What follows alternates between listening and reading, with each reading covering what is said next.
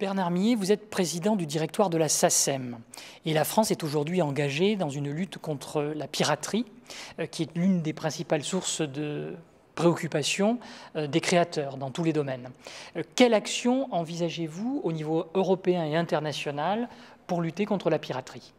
Alors, tout d'abord, au niveau professionnel et économique, l'ensemble des créateurs, mais aussi l'ensemble des producteurs, qu'il s'agisse de cinéma, qu'il s'agisse de musique, qu'il s'agisse d'éditeurs littéraires, souffrent ou vont souffrir de la piraterie, puisqu'il y a actuellement des pertes de chiffre d'affaires qui sont partout très importantes.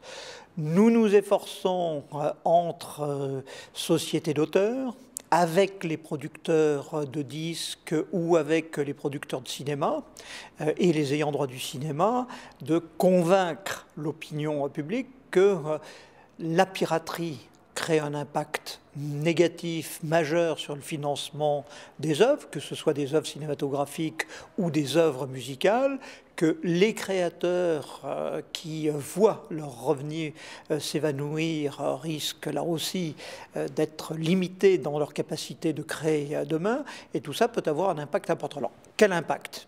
Un impact culturel. Est-ce que la France va être en mesure de développer ou de maintenir une industrie ?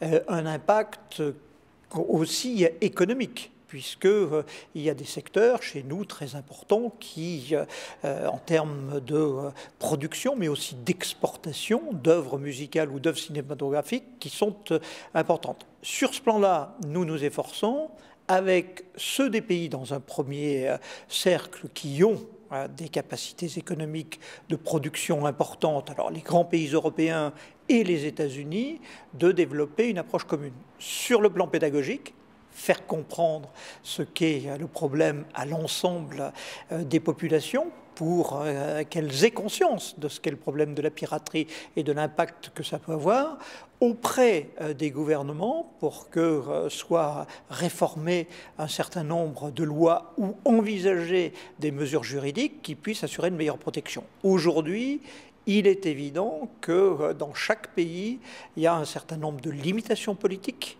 qui sont liées à la fois aux pratiques, notamment aux pratiques des jeunes internautes, qui sont liées à la nécessaire protection des libertés civiles, parce que c'est des libertés individuelles qui font qu'on n'a pas trouvé à ce stade de système qui soit totalement protecteur. Donc nous nous efforçons à Bruxelles, avec l'Union européenne, et nous nous efforçons sur un plan bilatéral. J'ai assisté, moi, à une réunion au consulat général de Los Angeles au mois d'avril dernier, entre à la fois les autorités américaines et les professionnels américains, les autorités françaises et les professionnels français, de pousser vers des solutions qui soient pratiques. Alors, l'une des solutions que nous envisageons, c'est la loi Hadopi en France, qui, je dois le dire, suscite beaucoup d'intérêt et de questions de la part des autres pays étrangers, de la part de l'ensemble des autres professionnels. J'assistais au mois de juin dernier à la conférence mondiale de toutes les sociétés d'auteurs. Pierre Vimont, notre ambassadeur à Washington, a présenté le plan français sur la Hadopi et j'ose dire qu'il a eu un accueil tout à fait formidable. Accueil, hélas, qui a été un peu refroidi 2 jours plus tard par la décision du Conseil constitutionnel qui en a limité l'effet. Mais aujourd'hui, les regards sont tournés vers la France sur le projet de loi Hadopi, dans l'espoir que ça puisse servir d'exemple à l'ensemble des autres pays, que ce soit en Europe ou que ce soit aux États-Unis. Alors, déjà une avancée. La logique de riposte graduée qui est au cœur de la loi Hadopi est un principe qui est en train de se développer en Nouvelle-Zélande, en Suède, actuellement au Royaume-Uni. Les regards se tournent vers nous pour savoir si ce principe, qui est un principe de responsabilisation des internautes et des abonnés, va permettre de lutter un peu plus effectivement contre la piraterie.